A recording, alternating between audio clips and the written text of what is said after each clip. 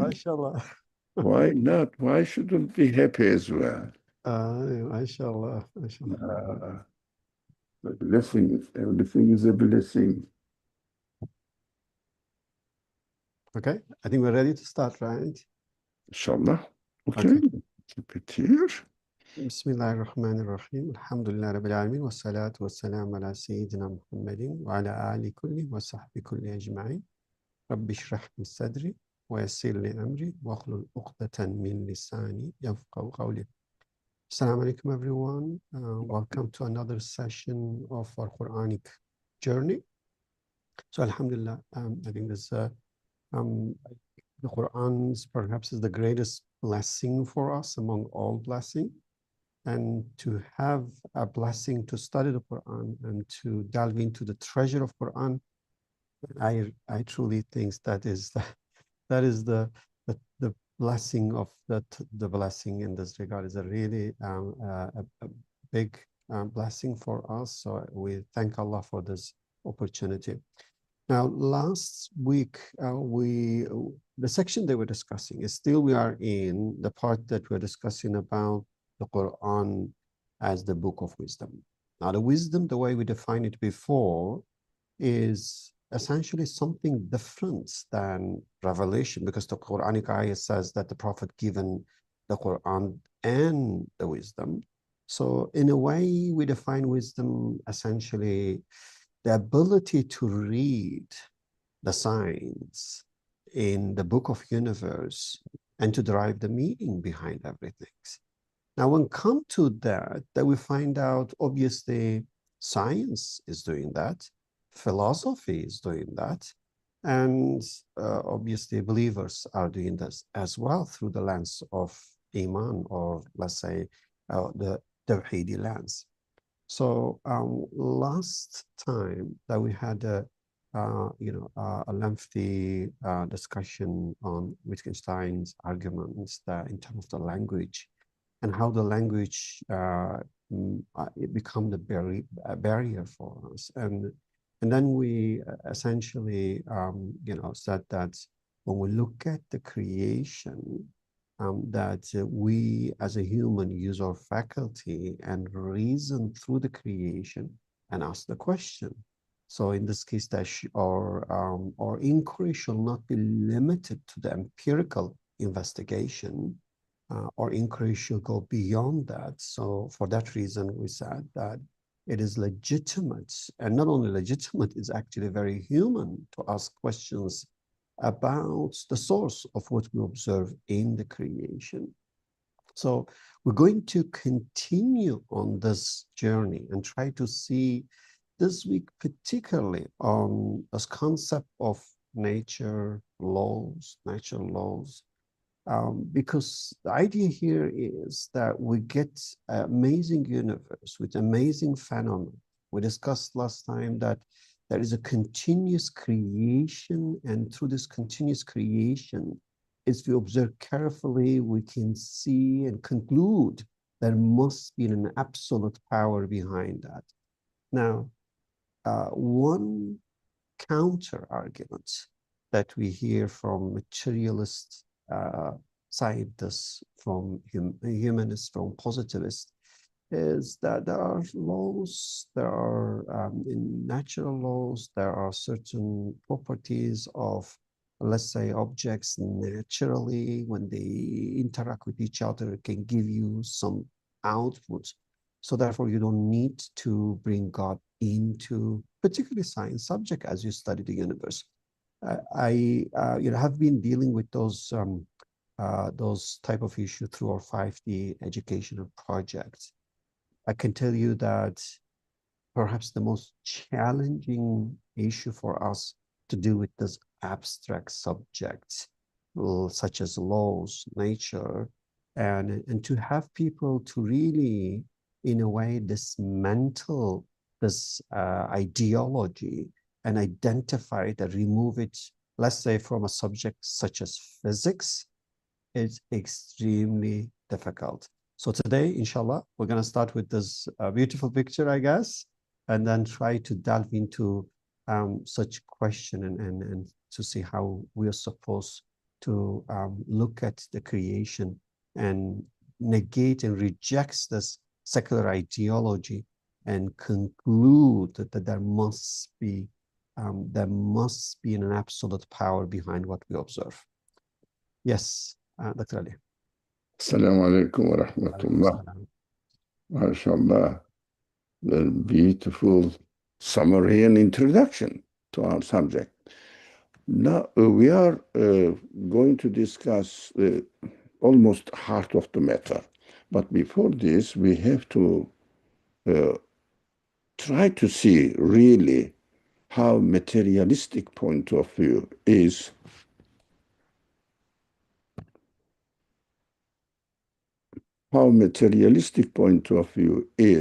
really a reductionist approach. Look at this picture. What does the girl says? Sweet little bird, please stay and sing. Doesn't want her doesn't want the bird to go away. I love your music and listen to it forever without end. And she's learning that if she tries to catch the bird will run away, fly away. So that is why she stops there and wants to hear the voice. Where the reductionism lies here, they reduce this girl, existence of this girl, to just originally, randomly developed. How the life came into existence, never answered, never. But it happened to be like this as a result of random happenings, fundamentally random happenings. Adapting herself to her environment, her genes, not herself. She's a conscious being. Her genes, matter adapted herself to this environment to survive, so that how can this communication, nothing to do with material side at all, communication is perfectly adjusted. Does the body of the girl need to have love, enjoy, desire eternity in order to survive in the world and fit yourself?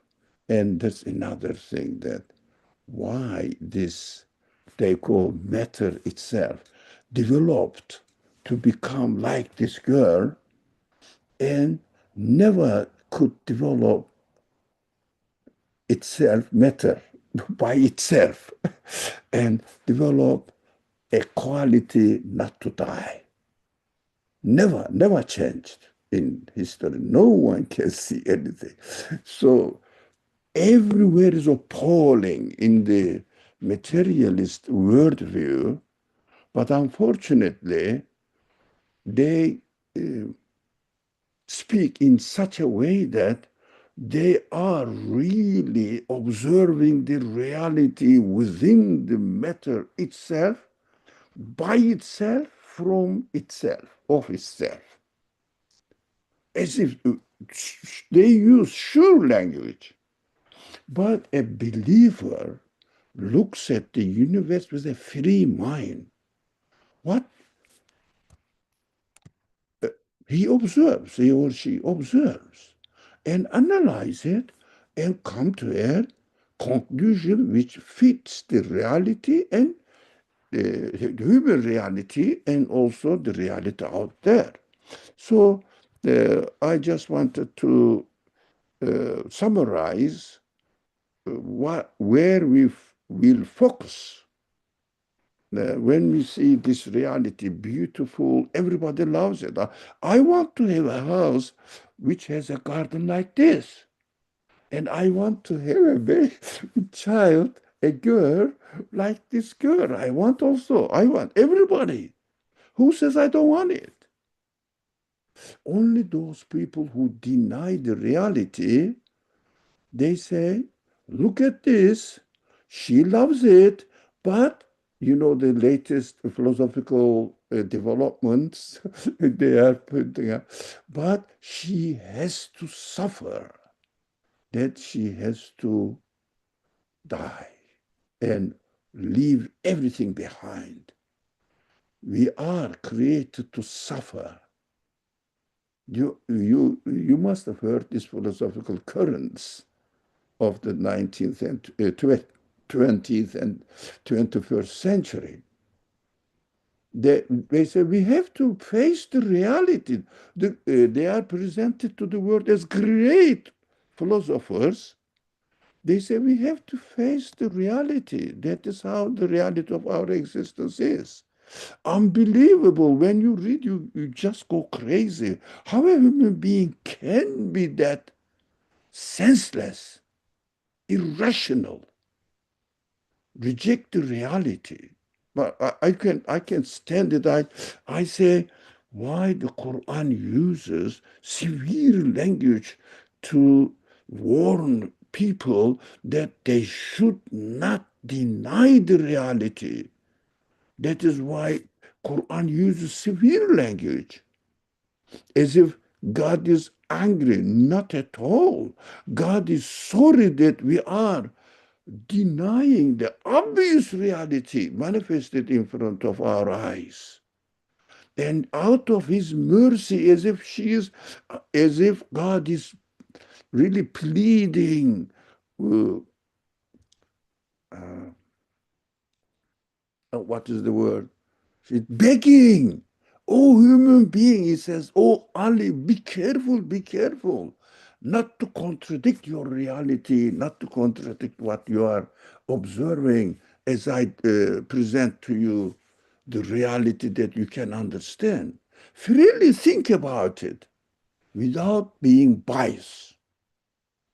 Why the materialist philosophers and also scientists who claim that they are explaining their findings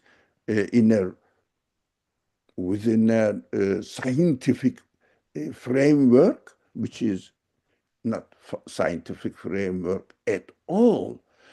It is just embellished with unrealistic terminologies. That is what we are trying to refresh our minds. My question is this here, to everyone to think and reflect on it freely. Reflect on it freely. Can this enjoyment be possible as a result of, they call it, evolutionary necessity? Why does the girl has to love the bird and want to listen to it? Is it an evolutionary necessity or a human reality, which is shaped by, they say, cosmic accident? Accident evolved, and this girl became in this position, loving this human being. And cosmic accidents, random genetic mutations. Look at it, randomly happened to be like this at the end. Natural selection, adaptation to environmental pressure of blind matter, dump matter. Matter itself developed like this. Then I think we have to keep in mind while we are studying the following slides. Yeah, this picture is really, I want to have this picture framed and put on my wall. This is human reality. Everybody wants it. Everybody, not only this girl. Why I have chosen the little girl? She has not learned it from the environment. They say we learn it from the environment. You know, did you hear that the dogs learned how to smell much better than human beings from the environment? Huh? Inherited from their ancestors. Unfortunately, cats developed something else. Why? They have to survive in this way. And all the meaning of the creation is denied. As a result, what they did, what they do now, the philosophers, they say the universe is silent, doesn't speak, and doesn't give me any meaning at all. That's what we have to suffer. You know, these nihilists and absurdists, existentialists, they all say that universe is silent, doesn't say anything, there is no meaning. Wow. I think uh, God says, you know, you are going to burn with this idea. Why? Because it burns you now in the world as well. You experience it within yourself. You suffer from meaninglessness. Suffer. The solution is, some people say, well, just practically live your life. That's a very American way of understanding life. Practically live your life. Forget about it. Don't think about it. There is no answer there. There is answer. They don't want to hear it. That's what Qur'an says. You cannot make those people who are deaf to hear, make them hear. Why? They don't want to hear. They don't put this. And I don't want to hear. And when you speak to me, I don't hear you. And say, there is no voice. No one is speaking to me because I did this. That is the spiritual feelings of the materialist mind. Okay. Yeah, I, may I make a little comment on that before you move? I think you are excited, like me. Yeah. So, Go ahead. yeah, I think the key part here is that obviously not only what we observe outside are the sign, the keys to the ultimate reality, the human feeling, the human footstep, the human reality, what you call it, are also extremely important keys. Only if we know how to use them, that we can truly, through those, find the truth. So it reminds me this phrase of man arafa nafsahu faqad arafa rabbahu.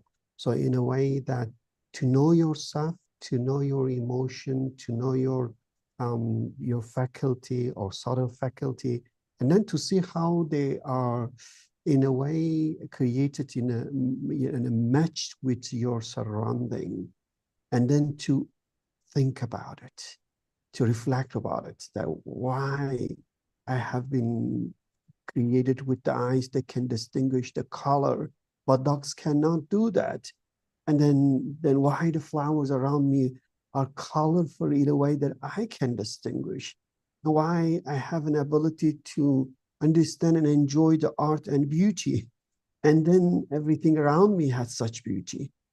So I think you keep asking those questions in terms of like looking your own reality, and then to see how everything in a way created to match your reality, to respond what is in your footstep.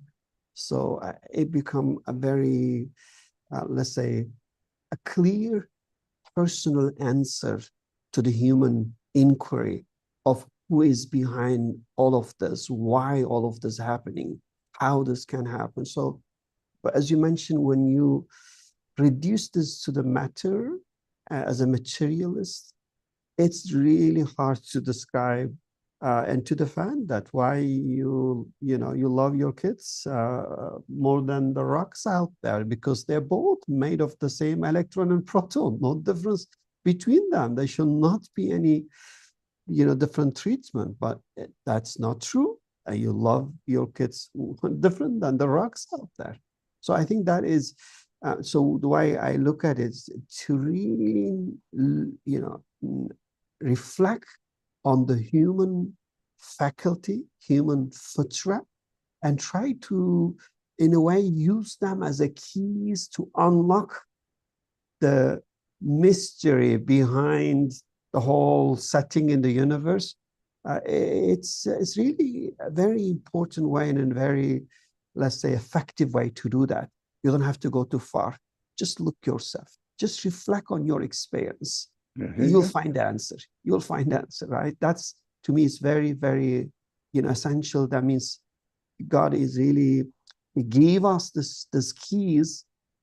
Only if we use them, we can easily unlock the mystery, unlock the veil, and remove the veil and see the ultimate reality, inshallah. Your comment reminded me, as the Quran says, our message, our signs are clear. Unfortunately, some people, not all, but some people, and in the culture as well, they understand. Quran is clear, mubin, in Arabic. They reuse the word signs, the ayah, to only sentences of the Quran. But the Quran says signs, the creation is signs. Many, many verses mention about objects here and there and says these are our signs. Now, so it's very simple-minded. Some people say, very simple-minded people, they say Quran's language is clear, there is no need to explain. That is not what the Quran meant at all. Our signs in our language, it means in the Quran, sentences, and also the universe. Our signs is clear. No twisted language is used. Directly, this is the sign that the Creator is telling you from your own birth, creating you with these, adorned, equipped with these feelings that you want this forever. Forever happy, forever satisfaction. That is another side of the beautiful message of the Quran, that it reminds us we are not created only this world, for this world only. No, my body is here, but me, the loving, enjoying girl, this enjoyment, her spirit, his spiritual side, is created forever. Body in this world belongs to earth, and Quran makes it clear. We created it out of the earth, and we are going to turn it to the earth, to the earth. That's very clear language, Quran's language. Universe is also as clear as it is. So this girl, from the very beginning, has to suffer according to materialist worldview. She has the capacity to experience this pleasure, this enjoyment forever, and she is very conscious of it, and she has to deny herself in order to feel the materialist mind happy. That is it. I have to suffer, that I am going to die and disappear from existence. Some really nonsense ones say, no, no, no, you are going to join in the cosmos. Your body will disintegrate and become a compost. Look at this reductionism. Unbelievable. I'm excited about this way. Okay. Thank you. Two ways of reading the same reality. Now let's come where our feet are really stepping now, or putting our feet on the very solid ground. When something happens in the universe, I'm reading it. When something happens in the universe, a star forms, life emerges, Of course, life emerges out of matter. That some people say water flows downhill. It accidentally happened to be in this way, the order of the universe, and shaped by the matter itself. You know, matter made its own prison. Did you hear this? So that it has to follow the order, but make the order, and he has to bound by the order. Which kind of mentality it is? Reasoning. Look at the reasoning. Can you imagine? So both the materialist scientists and the believers are looking at exactly the same event. I am not saying I believe in God because I heard somebody speaking from Mecca. No, no, I believe in the creator of the universe because I have seen this picture, reality. And afterwards, I heard somebody speaking from Mecca and saying that this is not meaningless. I said, of course it is not. That is how we should confirm the message of the Quran. We shouldn't imitate it, we should confirm it. That is what the one very fundamental pillar of Iman, the Quran says, you have to believe in the truthfulness of this book. How can I believe without proof? Here is the proof. I look at it and read the Quran. I say, yeah, you are right. You are right. I confirm you. That is called Iman bil Kutub. Iman bil Wahi. It means I believe in revelation, speech of God.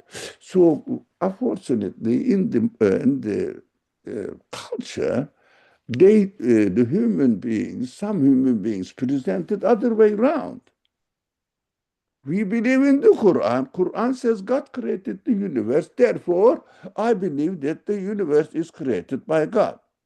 This is reverse logic.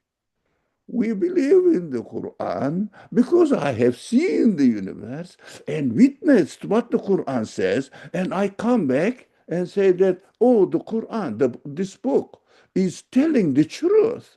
It must be the book of the one includes the knowledge or speech of the one who created the universe.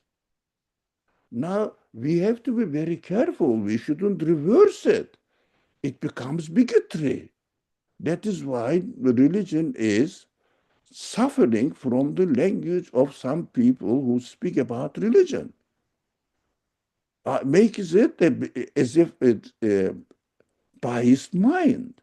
I am a Muslim. I believe in the Quran. Yeah. What do you do?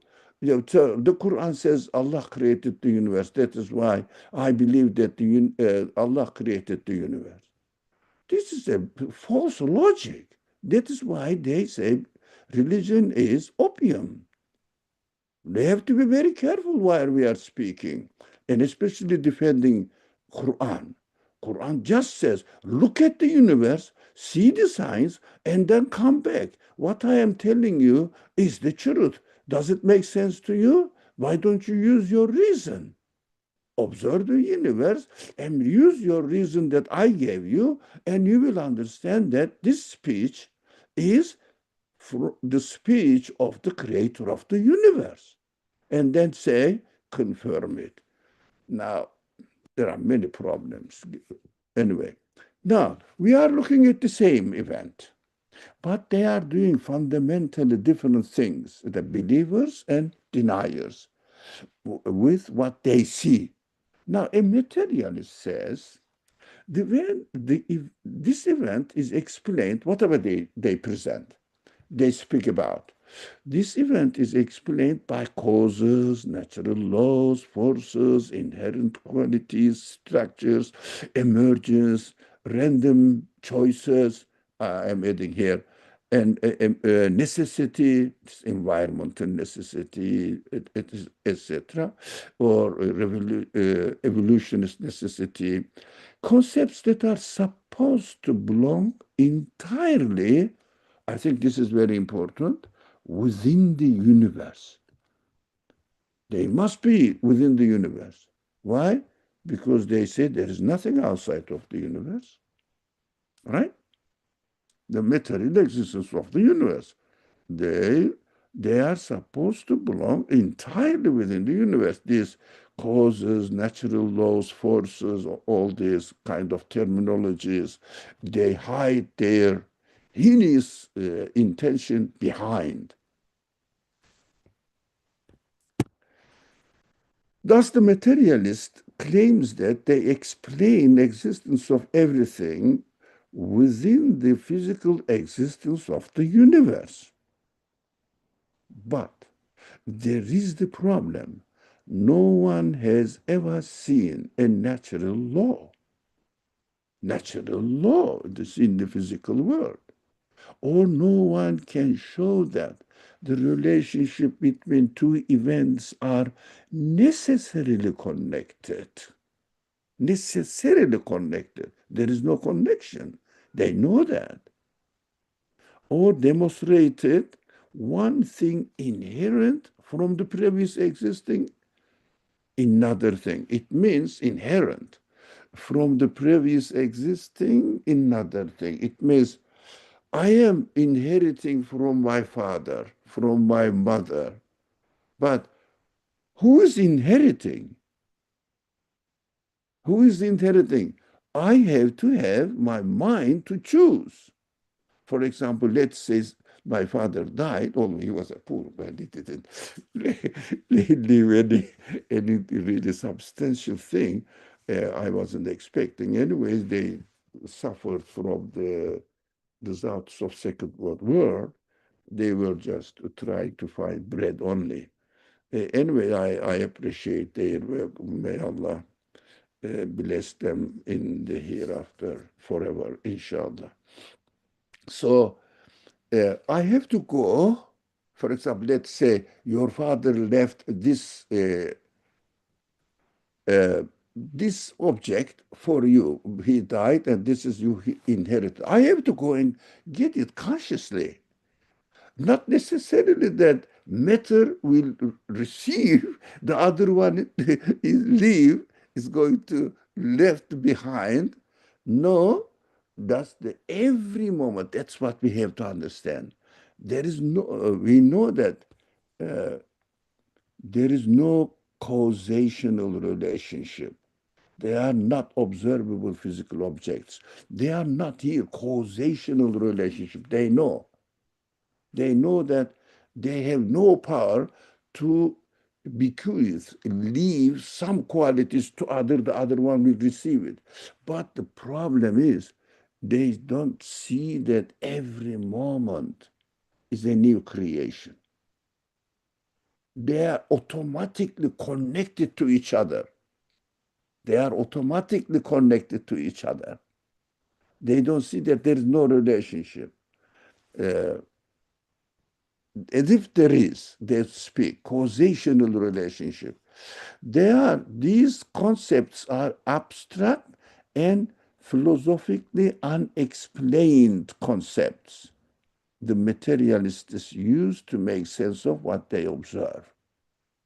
So they use these concepts to justify their interpretation of the agent which realizes their existence here every moment by changing them. The materialist owes an account of where these concepts come from and makes them true. Or are they imaginary concepts? That account has never been fully explained. They clearly say that we cannot have any rational explanation why one thing affects the other thing. They call it cause and effect. So why one thing affects the other? We don't know because they know nowadays that there is no necessary connection between two events at the same time. No, this is how the creation is taking place. That's what we have. We remember that this. picture, very simple picture. That's this one. We remember that every frame is independent. This picture is not inheriting the information from the previous frame. No, this is the independent frame. This is another. The one is independently made frame. The following was is independently made frame. But materialists say they produce the previous frame produces this frame, and this frame is produces the other one. They are matter, huh? The unconscious matter. Don't forget. No choice, nothing. Unconscious matter.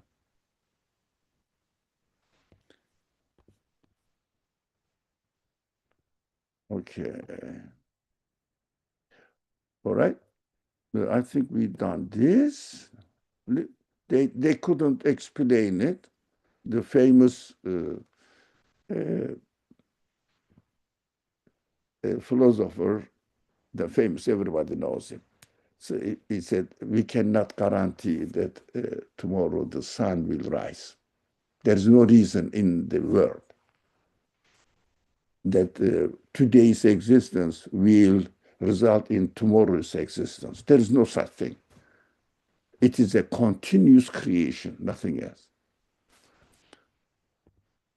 Okay. Yes, may I add something to this? I think this is very deep. Let's tackle a little bit to. So first of all, I know two key points that you highlight. One is to know that Iman is affirmation, and affirmation is evidence-based. So which means that Iman is not acceptance, is not the leap of faith, as they put it. Iman is bear witnessing, shahada, ashhadu, and what you bear witness is the evidence. And after you see the evidence, then when you hear the revelation, you affirm it. You say, yes, I agree with you, you're right. So in this case, I think as you mentioned that when we reduce Iman to acceptance, not affirmation, as if we just hear and accept without really having evidence, then I think we are in a way not doing justice to the Islam. So that's become a form of imitation, a taqlid. So, and the evidence that we need for affirmation is the creation, is the universe. So therefore, you cannot have this certainty or yaqeen or affirmation without evidence, and therefore you cannot leave the study of the universe to materialists, atheists, scientists. So, and in this regard, you said that both believer and materialist gonna observe the same things. Look at the creation. One will derive, and from this observation, will derive lessons or see as evidence and then affirm. The other is going to, in an opposite way, rejecting because they invent certain concepts. That they'll come up with the concept of laws of nature or force or energy or inheritance. So those are, it's actually, those are the concepts. It's everywhere in a modern scientific discourse. Open any textbook. And if you look at it, you see the whole explanation of the phenomena, whether it's the formation of the stars, whether you're talking about the planet Earth, whatever subject, whether it's a mountain, whatever subject you're talking about. So you will see that a secular language attributes this creation either to the material causation or to certain laws, energy, forces. As a matter of fact, I remember one scientist claimed that if you give me the initial particles, laws, and energy, I can give you the whole universe over time. Meaning the argument here, you don't need God. If you have the particles, the basic particles come out of the Big Bang, if those particles somehow, one has positive charge, one have a negative charge, that we call it electron, proton, now that's enough. Then under certain laws, I can get those particles to interact with each other and give the universe as is today. That's the argument. So in this case, well, we need to really, what you're dismantling here, we need to question their invented concept, the nonsense ideology, and say this is not science, this is your belief, has no base, and you using your scientific hat, imposing on humanity to believe in this superstition. That is not science because you don't have any evidence for that. Science was supposed to be based on evidence, and you blame the religious people not having evidence. But now the Quran comes to you and tells you, no, Iman has to be based on evidence. And in this case, Shahada has to be there to affirm. But now you are looking the universe, which is the evidence, and you are coming up with a concept like emergence, like inheritance, like laws that has no reality. Is your construct. I was even I was curious about that day. What is really electricity? What is energy? What is positive charge and negative charge? When I try to ask those and explore about it, they say, oh, this is a hard problem of science. We don't truly understand its reality, but we accept it as is. So don't ask me a question why electron has a negative charge and proton has a positive charge. This is a hard problem. They acknowledge hard problem, but they say, this is just natural. We're going to accept as is, and let's go from there. But I think what you're doing here, when you go and question those, you find out this is complete nonsense. Cannot explain the observed phenomena. So therefore, it has to be rejected and removed from the scientific discourse. It's not science. It's superstition. It has no evidence. It goes completely against logic. So therefore, it is unbelievable that how any smart person will ever accept such idea. But I think it's a very sad fact. It's really sad fact. I remember once in one session, we were having 5D. One person raised her hand. She said, look, what you're saying, when come to biology, I can find room for God. But when come to physics, she said, how can I gonna find the room for God? Everything is the laws based. There are forces out there. And I don't know how I'm gonna bring God into my physics class. Can you help me? It was really amazing. And I think that is what you're doing. Essentially, it's a great help if we only understand and if we can, in a way, debuckle this ideology, and then we can clearly see the nonsense idea that comes in a form of certain concepts and they inject it as a science. That's why, I don't know, I'm really excited. I'm really, very, very happy that we are dealing and dismantling such ideology and try to make it very obvious it is false ideology. Thank you. When you make a comment, it opens another window. So, Quran, when we read the Quran, we obviously see that Quran describes the disbelievers. It calls mushrikun. They don't believe in God. They believe in nature or matter or, I don't know, tribal, national identity or that kind of things, not in God. So blames that. And those deniers claim that They are right because they inherited this knowledge from their ancestors. So, and Quran believes this, but we have to be very careful not to claim that I inherited my belief from my father, mother, or grandma.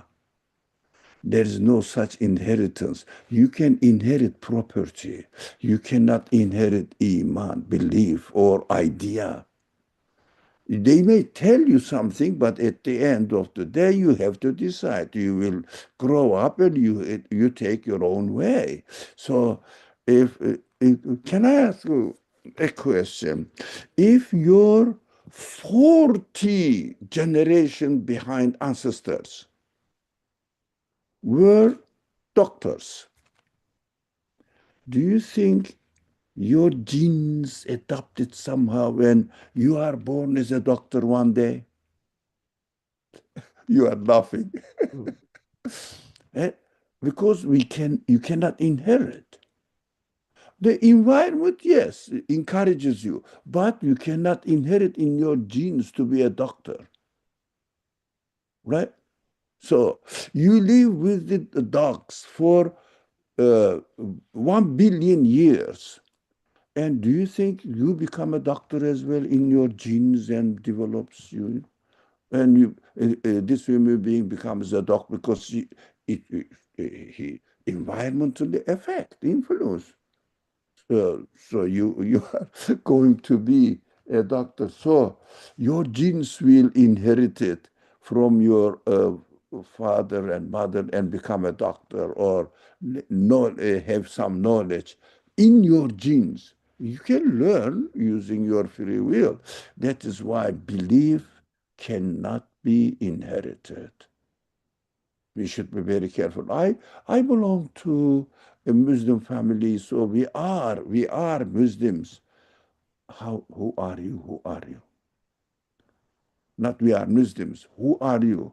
Have you studied, learned, decided, used your own human capacity and decided, or inheriting from your previous generation, like the deniers, as the Quran blames them? So the mushrikun say that. That is what we found our forefathers are doing. So we inherit their culture. So religion is not culture. Belief is not culture. Belief is personal confirmation. That window you opened in my mind. Thank you. Come here. The believer says, I don't see self explanatory matter. I see qualities like order, knowledge, coherence, functional complexity that the material components themselves cannot account for as their own source. So material concepts cannot give birth to them. Just as ink and paper carry knowledge that didn't originate from the ink and paper themselves. They are the just manifestations of symbols, but they cannot produce it like the computer machine is producing its own program. The physical event carries qualities that point beyond the physical event itself. I am not inventing this source. Look, I'm not claiming that this is how I really imagine it to be. I am reading its traces in what is already there. The way a reader encounters an author's mind through marks on a page without needing the author to be physically present in the book on there. I am communicating with the knowledge of its author who must exist external to the book. This is the experienced reality and that cannot be denied. The book is here, author is there. So Book has some paper and ink signs. But when I look at the book, I see that a conscious, knowledgeable person has transferring his knowledge to me. So this book is what represents the universe. A conscious creator uh, presenting his knowledge, his power, his qualities through what he has created. That is why I am reading this. I'm not saying, as the materialists say, it is within the book. No, no, I'm not saying. I am saying external to the book. Now, as a human being, when I read a book, I learn knowledge, and it is another layer of existence. Knowledge is not paper. Knowledge is not ink. Knowledge is not shape of the ink. Knowledge is another layer of existence. This is important, I think everybody follows it. That points to the existence of its source, who must be a conscious and knowledgeable being, who is not within the work, the book physically. This is reasonable and must be accepted unless someone claims that there is no knowledge that we learn from the book. They deny a subject they cannot answer in order to cover it up, materialists. Okay, they deny any aspect of the creation they cannot answer in order to cover it up. Covered what? This, when you read the book, it is in it. You know, this domino effect, the letters accidentally happen to be making a meaningful sentence because of one letter affected the other one. The one letter, for example, make it simple here, the yeah. Oh, okay, something, okay, ink, simple one. Now, you know what happened according to the story materialists invent?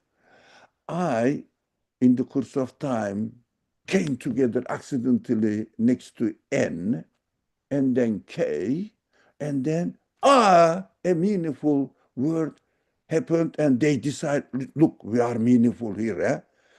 It's a coherent, compatible with the rest of the book. Let's stay and stop changing and make a meaningful word. But in order to make this, they have to know the whole book. They have to know the whole book that it makes sense here in this sentence because every letter in a book is deliberately, consciously chosen and put there knowing what the author of the book is going to express itself. There is no accident at all. Even the dot of the I is not accidentally there is there. No, it must sound ink, deliberately chosen. Unless somebody proves that I, N, and K letters has the capacity to know the book. That's why they came here and fit themselves. This is the fittest form of it. That is why it survived until now. Those options didn't fit, didn't survive. Look at the mentality. Okay.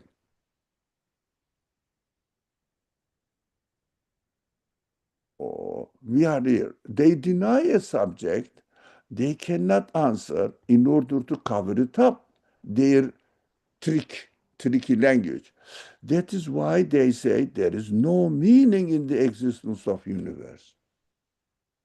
So now the philosophical science side of it, they say there is no meaning. Deniers say, not everybody says, every scientist said at all. The materialist science says there is no meaning in the existence of the universe. The meaning, you know what happened, Dr. Najati? the meaning, expectation of meaning, pleasure, loving, fearing, everything is the result of your environment, and accordingly your genes adapted themselves to them. And it is just false. Don't believe, don't believe. Who is not going to believe? Your mind. But your mind is producing it. Look at this contradiction. Your mind says, I don't want to think about it. And one of the materialist philosophers, though not everything they say is wrong, they say, we are bound by our own reasoning. When I deny something, I deny that I deny this just because my automatically I am doing this. It is a long subject. Uh, it is a long subject. How can I summarize it? Let's not leave it there. No, we don't have much time. So, and especially, that's why they say there is no meaning in the existence of universe, and especially denying the existence of non-physical realities like consciousness, intellect, feelings of all living beings. Not only human feelings, no. For example, if you really insult a cat and it just leaves you, doesn't like it, doesn't like it. If you don't take the dog you keep in the house for a walk, and the dog becomes psychologically ill, it needs to see environment. So these feelings of animate beings are denied because they are non-physical realities. They reduce to genes, matter. We have to be careful when we read them. Okay. Here is the crucial difference in burden of proof. Now, the materialist is making a claim that everything in the universe needs to be empirically testable. Okay, everything within the universe is fully accounted for these concepts, with which they explain the existence of the things. They use these concepts. Since they claim that the laws of physics or forces of matter have a reality that can be relied upon in explaining why things happen the way they do, then the materialist therefore carries the burden of showing these concepts, the laws of physics and forces of nature, these concepts are genuinely exist, self-sufficient, and require nothing beyond themselves, and experimentally they show it. No one ever, never can show laws, they call it, experimentally in the existence of the physical world. This burden has not been met at all. And they declare that. They declare that we cannot prove it. But we have to accept in order to explain the creation, but explain the existence, but with materialistic lens. That is bias. They call it religious people have bias. Just because they are biased. Religious people freely think about the creation and conclude that there are signs impossible to ignore. So, reading the indicative meaning of every being. Can I make some comments on the previous two before we Okay, move to that one? indicative meaning next week. Next week, I think. I think this. All right. Let's reflect on it. So I think what you cover was very, very essential. So and in a way, the difference between believer and non-believer is the story of two individuals who study the most elegant book ever with the absolutely amazing meaning in every sentence, and one of them, the materialists, argued there is no author, and all this arrangement of the letter in the book come together by itself because of certain laws. It's arranged in a way that the meaning emerge accidentally. So in a way, they will say, well, there is the law of comma. So therefore, according to this law, the comma will find itself. And there is the law of, let's say, or let's say question mark. And whenever there is something in a question form, the question mark gonna go and find itself there because it's law. It's law. It has to follow that. So, and there is a law in a way how those letters come together, arrange, how the words come together and arrange, take the form, and you call it sentence. But when you look at it, why it's all meaningful and linked to each other, they say don't really claim or look for an author. It just happened to be this way by itself. Now, a believer, you say, looking at the same book, and the believer see there is knowledge, there is wisdom, there is meaning, that it's manifesting through the arrangement of those letters and words. And believer, and look at those letters and say, no, the letter doesn't have a mind, doesn't have a capacity to produce such meaning, to give such elegant message. So there must be a mind behind this meaningful expression, and this must be different than the ink and paper itself. So, and therefore the believer, using the manifested knowledge, wisdom, and meaning in the book, and realizing that the paper and the ink has no capacity to be the source, conclude that there must be an author, and the author must have the knowledge of an entire book to write every single expression in that particular book. So in this case, it's really, I don't know, and you ask any individual, say, bring the best book in the world, and I have two people, one say there's no author of this book, and say just ink and paper make it, and the other say there must be author. And the one who say there's no author use the title of being doctor and have PhD from Harvard and MIT. Will that really make you to believe and accept this nonsense? Shouldn't you use your mind and say, look, what you're saying is complete nonsense. It doesn't make sense at all. And for the other person, even the person has no degree in whatsoever, it's just a common sense. As long as you use your mind and look and understand there is a meaning and message, is not random jungle of the letter, the letter is arranged in a way to give you the meaning, then you shall conclude there must be an author, and the author cannot be inside the book for sure. No crazy person ever expect that the author must be inside the book. And again, your evidence is the manifestation of the knowledge of the author in the book.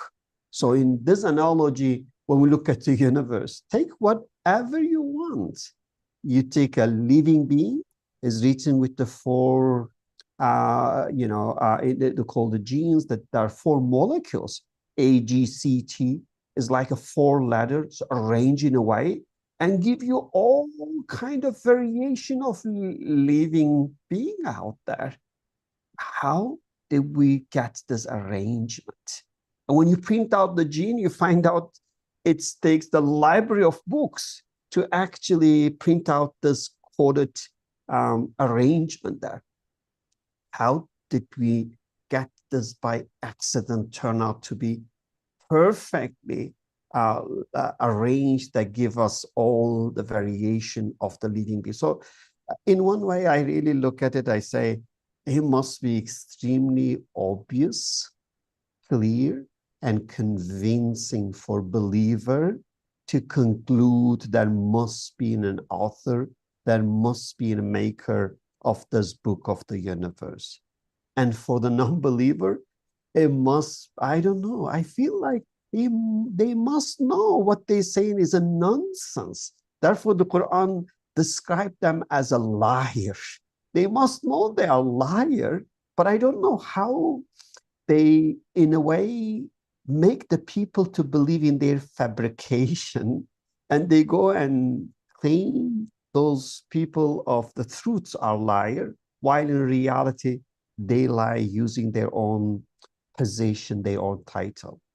I think this is very sad, particularly in the 21st century, when we say we are in the age of AI, in the age of knowledge, in the age of information. And this level of ignorance, I feel like never happened perhaps in the human history, that you get such big mass that are misguided through the education in organized manner. It's really, really sad. And therefore, I really thanks a lot that gives such opportunity to really debuckle this ideology. Thank you. Thank you. So we have to know that in order to write a book, you have the idea and put every letter. The idea exists before book exists. Now, this is a very crucial point. I know what I am going to write here. And I put the letter, for example, here is the crucial difference in burden of proof. So I know what I'm going to write. I put H and then E and then R and then E. But what the materialists say, H evolves and finds the fittest position, stops there and survive. But the age should know what I'm going to write because it's in the author's mind. He doesn't know. After the sentence is written, we know that our author had in his mind before this sentence is written. How can the age will know the knowledge which existed before it existed and fit itself into the whole concept of the book? So, first of all, each letter is meaningfully located within the whole knowledge of the book. And this knowledge pre-exists. The knowledge of the creator of the universe pre-exists. Then the universe is created according to this knowledge. That is delicately explained in Islamic Muslim scholars in classical period of Islam in 8th, 9th, 10th centuries. Unfortunately, we lost this after the 12th century. We started imitating, inheriting belief, as if we are inheriting a house from my father. This is our fault. Muslim, generally speaking, there are, of course, exceptions. We have to know that in order to fit into the universe and the order of the universe, this every moment of any actually we should speak not only atom or and electrons. Now every quark should know the whole book, which is in the mind of the creator, and adjust itself, try to fit itself randomly. That is also important. A selection. Now, this gene uh, changes in the gene is randomly happening and fits it. Fits where? It doesn't know. The whole book. It's incredible, incredible. Okay, wassalamu alaikum. Bismillah ar-Rahman ar-Rahim. Subhanaka la ilma lana illa ma 'allamtana innaka antal alimul hakim. Wa akhiru da'wana in alhamdulillahi rabbil alamin bi hurmati sirri surat al-Fatiha. I am sorry I spoke a lot. No problem. Thank you very much. Thanks everyone, and see you next week, inshallah. Assalamu alaikum.